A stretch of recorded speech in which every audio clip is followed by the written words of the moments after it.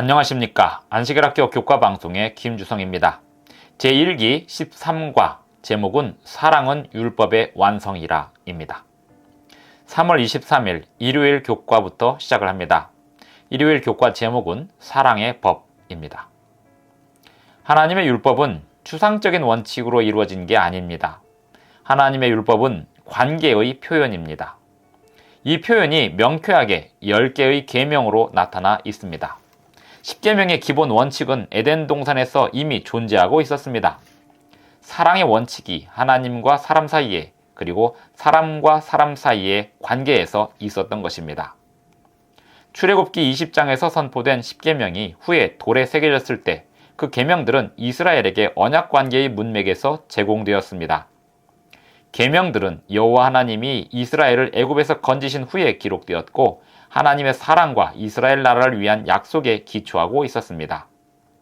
10계명을 보면 두 개의 부분으로 나눌 수 있는데 한 부분은 하나님과 인간 간의 관계의 풍성함을 목적으로 하고 있었고 다른 한 부분은 사람 사이의 관계를 목적으로 하고 있습니다. 출애굽기 20장 1절부터 17절을 보면서 하나님을 사랑하고 이웃을 사랑하는 두 가지 원칙이 어떻게 나타나 있는지 확인해 보면 좋겠습니다. 읽어봅니다. 하나님이 이 모든 말씀으로 말씀하여 이르시되 나는 너를 애굽 땅 종되었던 집에서 인도하여 낸 네 하나님 여호와니라. 너는 나 외에는 다른 신들을 내게 두지 말라. 너를 위하여 새긴 우상을 만들지 말고 또 위로 하늘에 있는 것이나 아래로 땅에 있는 것이나 땅 아래 물속에 있는 것의 어떤 형상도 만들지 말며 그것들에게 절하지 말며 그것들을 섬기지 말라. 나 네 하나님 여호와는 질투하는 하나님인즉 나를 미워하는 자의 죄를 갚되 아버지로부터 아들에게로 3, 4대까지 이르게 하거니와 나를 사랑하고 내 계명을 지키는 자에게는 1000대까지 은혜를 베푸느니라. 내 하나님 여호와의 이름을 망령되게 부르지 말라. 여호와는 그의 이름을 망령되게 부르는 자를 죄 없다 하지 아니하리라. 안식일을 기억하여 거룩하게 지키라. 엿새 동안은 힘써 내 모든 일을 행할 것이나 일곱째 날은 내 하나님 여호와의 안식일인즉 너나 내 아들이나 내 딸이나 내 남종이나 내 여종이나 내 가축이나 내 문 안에 머무는 객이라도 아무 일도 하지 말라. 이는 엿새 동안에 나 여호와가 하늘과 땅과 바다와 그 가운데 모든 것을 만들고 일곱째 날에 쉬었음이라. 그러므로 나 여호와가 안식일을 복되게 하여 그 날을 거룩하게 하였느니라. 내 부모를 공경하라. 그리하면 내 하나님 여호와가 내게 준 땅에서 내 생명이 길리라. 살인하지 말라. 간음하지 말라. 도둑질하지 말라. 내 이웃에 대하여 거짓 증거하지 말라. 내 이웃의 집을 탐내지 말라. 내 이웃의 아내나 그의 남종이나 그의 여종이나 그의 소나 그의 나귀나 무릇 내 이웃의 소유를 탐내지 말라. 10계명의 첫 4계명은 하나님과 인간의 관계를 다루고 있고 뒤에 6계명은 사람 사이의 관계를 다룹니다. 하나님과 사람과의 관계 모두 하나님의 율법의 원칙에 맞춰져 있어야 합니다. 10계명의 두 부분은 예수님께서 두 큰 계명을 말씀하신 내용과 일치합니다. 내 마음을 다하여 주 너의 하나님을 사랑하라 하신 말씀과 내 이웃을 내 자신같이 사랑하라고 하신 예수님의 말씀은 구약 성경에 있는 말씀 그대로입니다. 처음 4계명은 우리의 모든 존재로 하나님을 사랑하는 방법이고 뒤에 6계명은 사람 서로 간에 자기 자신을 사랑하듯 서로를 사랑하는 방법입니다. 예수님은 이 두 큰 계명이 율법에 완전하게 녹아있음을 분명히 하셨습니다. 마태복음 22장 40절을 봅니다. 이 두 계명이 온 율법과 선지자의 강령이니라. 그러므로 하나님의 율법 전부는 하나님의 사랑의 기초에 있습니다. 하나님의 사랑과 율법은 불가분의 관계입니다. 우리는 종종 사람들이 하는 말에 율법은 더 이상 지킬 필요가 없고 하나님을 사랑하고 이웃을 사랑하면 된다고 하는 이야기를 듣지만 그 이야기가 어떻게 맞을 수 있을까요? 3월 24일 월요일 교과 제목은 율법은 거룩하고 의롭고 선하다입니다. 사랑이 하나님 율법의 기초입니다. 하나님의 율법을 세우심은 사랑을 세우심입니다. 이것이 예수님께서 죄인을 구원하시려고 돌아가신 이유입니다. 율법을 세우심과 동시에 우리에게 은혜를 베푸신 것입니다. 따라서 예수님은 의가 되시고 동시에 그분을 믿는 사람들을 의롭게 하십니다. 얼마나 놀라운 사랑의 표현인가요? 그런 이유로 율법은 구원의 과정에서 무효화되는 게 아닙니다. 오히려 더 확고해집니다. 로마서 6장 1절부터 3절과 7장 7절부터 12절까지 읽어보겠습니다. 이 구절은 예수님이 돌아가신 이후에도 율법에 대해 어떤 말씀을 하고 있는지 확인해 봅니다. 로마서 6장 1절부터 3절을 봅니다. 그런즉 우리가 무슨 말을 하리요? 은혜를 더하게 하려고 죄에 거하겠느냐? 그럴 수 없느니라. 죄에 대하여 죽은 우리가 어찌 그 가운데 더 살리요? 무릇 그리스도 예수와 합하여 침례를 받은 우리는 그의 죽으심과 합하여 침례를 받은 줄을 알지 못하느냐? 이어서 7장 7절로 12절입니다. 그런즉 우리가 무슨 말을 하리요? 율법이 죄냐? 그럴 수 없느니라. 율법으로 말미암지 않고는 내가 죄를 알지 못하였으니 곧 율법이 탐내지 말라 하지 아니하였더라면 내가 탐심을 알지 못하였으리라. 그러나 죄가 기회를 타서 계명으로 말미암아 내 속에서 온갖 탐심을 이루었나니 이는 율법이 없으면 죄가 죽은 것임이라. 전에 율법을 깨닫지 못했을 때에는 내가 살았더니 계명이 이름에 죄는 살아나고 나는 죽었도다. 생명에 이르게 할 그 계명이 내게 대하여 도리어 사망에 이르게 하는 것이 되었도다. 죄가 기회를 타서 계명으로 말미암아 나를 속이고 그것으로 나를 죽였는지라. 이로 보건대 율법은 거룩하고 계명도 거룩하고 의로우며 선하도다. 어떤 사람들이 은혜와 구원이 율법을 무효화시킨다고 생각하지만 바울은 말하기를 우리가 은혜를 더하게 하려고 죄에 거하는 게 맞지 않다고 분명하게 했습니다. 그리스도 안에 믿음으로 거하는 사람들은 그의 죽으심과 합하여 침례를 받았고 따라서 그들은 죄에 대하여 죽고 그리스도에 대하여 살았습니다. 하나님의 율법은 죄가 아닙니다. 그 무엇보다도 죄와 우리의 죄됨을 분명하게 밝히는 게 율법입니다. 이것이 로마서 7장 12절에서 말한 대로 율법은 거룩하고 계명도 거룩하고 의로우며 선하다라고 말한 이유입니다. 율법은 다른 어느 것도 그렇게 밝힐 수 없는 바를 드러내는데 그것은 구원과 구속의 필요입니다. 구원과 구속은 오직 그리스도를 통해서만 가능합니다. 따라서 우리는 로마서 3장 31절 말씀처럼 믿음으로 말미암아 율법을 파기하지 않고 도리어 율법을 굳게 세웁니다. 그리스도께서 오신 이유는 율법을 폐기하러 오신 게 아니라 율법과 선지자의 약속들을 온전히 이루시기 위해서 오신 것입니다. 그러므로 예수님이 강조하신 것은 천지가 없어지기 전에는 율법의 1.1획도 결코 없어지지 아니하리라고 하셨습니다. 하나님의 율법은 하나님의 거룩하심을 대표합니다. 그 완전한 품성의 사랑, 의, 그리고 진리를 나타냅니다. 이런 점에서 중요한 것은 출애굽기 31장 18절의 말씀대로 하나님이 십계명을 돌판에 친히 기록하셨다는 사실입니다. 돌판에 기록된 율법은 하나님의 변치 않으시는 품성과 도덕적 통치를 증거합니다. 사랑에 기초한 이 율법은 우주적 대쟁투의 핵심 주제이기도 합니다.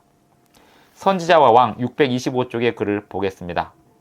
여호와의 율법을 약화시키거나 강화시킬 수 있는 것은 아무것도 없다. 이는 과거에도 그러하였고 현재도 그러하다.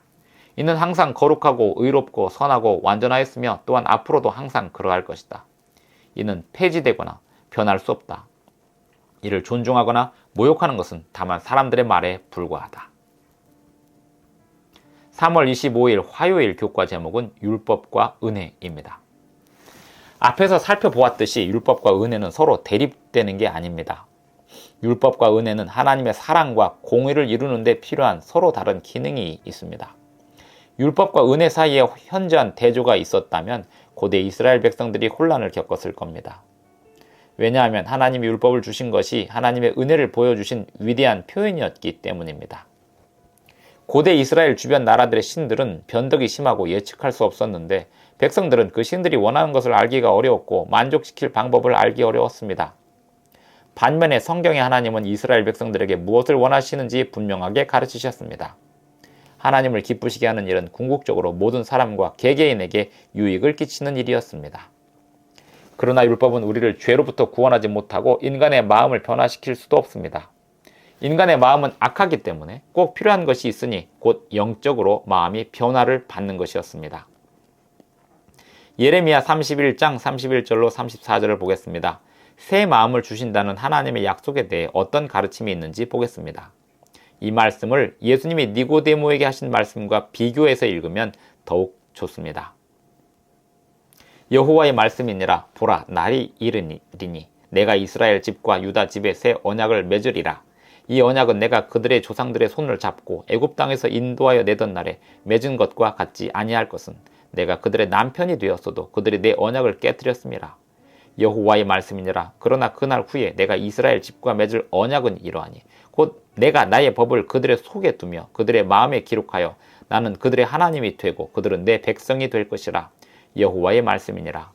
그들이 다시는 각기 이웃과 형제를 가리켜 이르기를 너는 여호와를 알라 하지 아니하리니 이는 작은 자로부터 큰 자까지 다 나를 알기 때문이라. 내가 그들의 악행을 사하고 다시는 그 죄를 기억하지 아니하리라. 여호와의 말씀이니라. 십계명은 하나님이 친히 돌비에 새기셨습니다. 하지만 율법은 동시에 하나님의 백성들의 마음에도 새겨졌습니다. 하나님의 사랑의 율법은 이상적인 의미에서 우리의 외부로 나타날 게 아니고 우리 품성 내부로 드러나게 되어 있습니다. 하나님만이 그분의 율법을 인간의 마음에 새기실 수 있습니다. 그리고 언약 백성들에게 그렇게 새기심을 약속하셨습니다. 우리는 율법을 지킴으로 스스로를 구원할 수 없습니다. 우리는 믿음으로 얻는 은혜로 구원을 받습니다. 우리 자신으로 말미암는 게 아니라 하나님의 은혜의 선물로 받는 것입니다. 우리는 구원 얻기 위해서 율법을 지키는 게 아닙니다. 구원을 얻었기 때문에 율법을 지킵니다. 사랑을 받기 위해 율법을 지키는 게 아니라 사랑을 받기 때문에 율법을 지킵니다. 그러므로 하나님을 사랑하기를 바라게 되고 이웃을 사랑하게 됩니다. 동시에 율법은 우리 죄를 알게 해줍니다. 그리고 우리에게 구원자의 필요성을 깨닫게 해줍니다. 우리 생애의 가장 좋은 길로 우리를 인도하고 하나님의 사랑의 성품을 보여줍니다. 부조와 선지자 370쪽의 글을 읽습니다. 은혜의 언약은 에덴에서 처음으로 사람으로 더불어 맺어졌고 타락 후에 여인의 후손이 뱀의 머리를 상하게 하겠다는 하나님의 약속이 주어졌다. 이 언약은 모든 사람에게 용서를 제공하고 그리스도 안에 있는 믿음을 통하여 순종할 수 있도록 돕는 하나님의 은혜를 제공하였다. 그것은 또 하나님의 율법에 대한 충성을 조건으로 그들에게 영생을 약속하였다. 그리하여 족장들은 구원의 소망을 갖게 되었다. 3월 26일 수요일 교과 제목은 사랑은 율법의 완성이라입니다. 사랑과 율법의 관계는 아무리 강조해도 지나치지 않습니다. 성경에 의하면 사랑은 율법의 완성입니다. 로마서 13장 8절로 10절을 보면 바울은 남을 사랑하는 사람은 율법을 다 이루었다고 가르칩니다.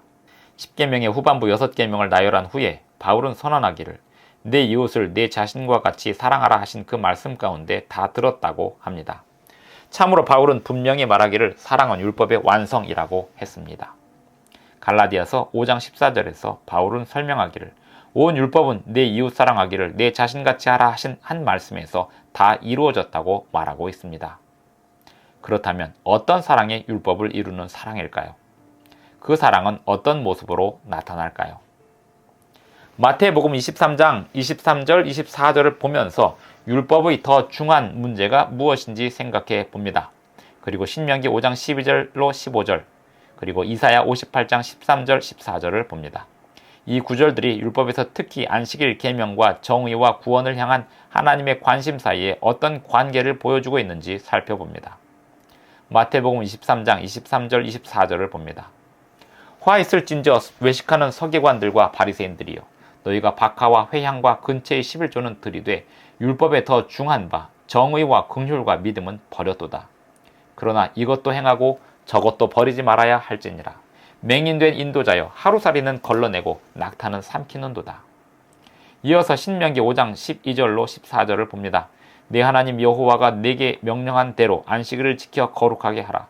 엿새 동안은 힘써 내 모든 일을 행할 것이나 일곱째 날은 내 하나님 여호와의 안식일인즉 너나 내 아들이나 내 딸이나 내 남종이나 내 여종이나 내 소나 내 나귀나 내 모든 가축이나 내 문 안에 유하는 객이라도 아무 일도 하지 못하게 하고 내 남종이나 내 여종에게 너같이 안식하게 할지니라. 너는 기억하라. 내가 애굽 땅에서 종이 되었더니 네 하나님 여호와가 강한 손과 편 팔로 거기서 너를 인도하여 내었나니 그러므로 네 하나님 여호와가 내게 명령하여 안식일을 지키라 하느니라. 그리고 이사야 58장 13절 14절을 봅니다. 만일 안식일에 내 발을 금하여 내 성일에 오락을 행하지 아니하고 안식일을 일컬어 즐거운 날이라 여호와의 성일을 존귀한 날이라 하여 이를 존귀하게 여기고 내 길로 행하지 아니하며 내 오락을 구하지 아니하며 사사로운 말을 하지 아니하면 내가 여호와 안에서 즐거움을 얻을 것이라. 내가 너를 땅의 높은 곳에 올리고 내 조상 야곱의 기업으로 기르리라 여호와의 입의 말씀이니라. 예수님은 율법의 더 중한 바를 정의와 자비와 믿음이라고 하셨습니다. 특히 10계명의 한 계명인 안식일 계명과 관련해서 성경을 보면 안식일 계명은 구원과 정의에 필수적으로 연결되어 있습니다. 신명기 5장을 보면 안식일 계명은 이스라엘을 애굽에서 건지심과 연결되어 있습니다. 즉 안식일은 단지 창조의 기념일만이 아니라 억압과 압제로부터의 구원을 기념합니다. 그리고 우리 자신의 즐거움에서 돌아서게 하는 안식일로의 부르심은 주님 안에서의 즐거움을 얻는 것을 의미합니다. 강조점은 다른 사람들을 위한 사랑과 공의의 사역입니다. 이사야 58장 앞부분에서 언급하듯이 선을 행하고 배고픈 자를 먹이고 유리하는 빈면을 대접하는 것입니다. 이 모든 가르침을 볼 때 사랑으로 율법을 이루려는 사람은 적극적인 죄뿐 아니라 소극적인 죄에서도 경각심을 가져야 합니다. 율법의 완성으로서의 사랑은 단지 죄를 저지르지 않는 의미에서 율법을 지키는 것만을 의미하는 게 아닙니다. 그 사랑은 선을 실천하는 것을 의미합니다. 사랑을 실천함으로 정의와 자비를 신실하게 증진하는 것입니다. 하나님께 신실함은 율법 조항을 위반하지 않는 것만을 의미하는 게 아닙니다. 사랑을 행하는 것을 의미합니다. 3월 27일 목요일 교과 제목은 무엇보다도 서로 사랑하라입니다. 만약에 사랑이 율법의 완성이라면 그저 나쁜 일을 행하지 않는 것만으로는 하나님의 율법을 지키는 것이 아닙니다. 사랑의 율법은 성경에 가득 차게 나타나고 있습니다. 악을 행하지 않는 것을 넘어서서 하나님의 사랑을 다른 사람들에게 적극적으로 나타내는 것을 의미합니다. 다른 교회의 성도들을 향해서뿐 아니라 더 넓은 세상을 향해 실천하는 것입니다. 이 세상은 그리스도의 증인들을 간절히 필요로 하기 때문입니다. 야고보서 2장 1절로 9절을 보면서 어떤 중요한 기별이 있는지 살펴봅니다. 내 형제들아 영광의 주 곧 우리 주 예수 그리스도에 대한 믿음을 너희가 가졌으니 사람을 차별하여 대하지 말라. 만일 너희 회당에 금가락지를 끼고 아름다운 옷을 입은 사람이 들어오고 또 남루한 옷을 입은 가난한 사람이 들어올 때에 너희가 아름다운 옷을 입은 자를 눈여겨보고 말하되 여기 좋은 자리에 앉으소서 하고 또 가난한 자에게 말하되 너는 거기 서 있든지 내 발등상 아래에 앉으라 하면 너희끼리 서로 차별하며 악한 생각으로 판단하는 자가 되는 것이 아니냐. 내 사랑하는 형제들아 들을지어다. 하나님이 세상에서 가난한 자를 택하사 믿음에 부요하게 하시고 또 자기를 사랑하는 자들에게 약속하신 나라를 상속으로 받게 하지 아니하셨느냐. 너희는 도리어 가난한 자를 업신 여겼도다. 부자는 너희를 억압하며 법정으로 끌고 가지 아니하느냐. 그들은 너희에게 대하여 일컫는 바 그 아름다운 이름을 비방하지 아니하느냐. 너희가 만일 성경에 기록된 대로 내 이웃 사랑하기를 내 몸과 같이 하라 하신 최고의 법을 지키면 잘하는 것이거니와 만일 너희가 사람을 차별하여 대하면 죄를 짓는 것이니 율법이 너희를 범법자로 정죄하리라. 여기서 야고보는 사회의 불의를 강력하게 책망하되 특별히 가난한 자와 억압받는 자들을 업신여기는 부한자들에게 경고하고 있습니다. 그리고 서로에 대한 사랑을 실천하는 율법에 주의를 기울이게 하고 그 율법을 지키면 잘하는 것이라 했습니다. 엘렌 화이트는 이렇게 기록했습니다. 시대의 소망 641쪽입니다. 사람에 대한 사랑은 하나님의 사랑이 이 땅을 향하여 나타나는 것이다. 영광의 왕께서 우리와 하나가 되신 것은 이 사랑을 우리에게 심고 우리로 한 가족의 자녀가 되게 하기 위함이었다. 그리고 내가 너희를 사랑한 것 같이 너희도 서로 사랑하라는 그리스도의 고별의 말씀이 성취될 때 곧 그분이 세상을 사랑하신 것처럼 우리가 세상을 사랑할 때 우리에게 주신 그분의 사명이 성취된다. 우리 마음속에 하늘이 있기 때문에 우리는 하늘에 적합한 자가 된다. 그분이 세상을 사랑하신 것처럼 우리가 세상을 사랑할 때 우리는 하늘에 합당한 사람이 된다는 말씀은 예수님의 제자가 된다는 의미가 무엇인지를 말해주는 단순하고도 강력한 표현입니다. 예수님은 제자들에게 명령하시기를 내가 너희를 사랑한 것 같이 너희도 서로 사랑하라고 하셨습니다. 또한 너희가 서로 사랑하면 이로써 모든 사람이 너희가 내 제자인 줄 알리라 하셨습니다. 사랑은 기독교 신앙의 핵심입니다. 왜냐하면 하나님은 사랑이시기 때문입니다. 하나님을 사랑한다 하는 자들은 서로를 사랑해야 하고 다른 사람들을 사랑해야 합니다. 따라서 베드로전서 4장 8절은 그리스도인들에게 다음과 같이 권면합니다. 무엇보다도 뜨겁게 서로 사랑할지니 사랑은 허다한 죄를 덮느니라. 시대의 소망 677쪽의 글을 읽습니다. 그리스도께서 그들을 사랑하신 것처럼 그들이 서로 사랑하지 않았기 때문에 이 계명이 제자들에게 새로운 것이었다. 새로운 이념과 충동이 그들을 지배해야 하였으며 새로운 원칙이 그들로 말미암아 실행되어야 하였으며 그분의 생애와 죽음을 통하여 그들이 사랑에 대한 새로운 개념을 받아들여야 된다는 사실을 예수님께서는 아셨다. 서로 사랑하라는 명령은 그리스도의 자아 희생의 빛 가운데서 한 새로운 의미를 가졌다. 지난 3개월 동안 교과 방송을 시청해 주신 성도님들께 감사를 드립니다. 제2기는 암시, 형상, 상징, 성경 예언을 연구하는 방법이라는 주제로 3개월 동안 교과 방송을 이어가겠습니다.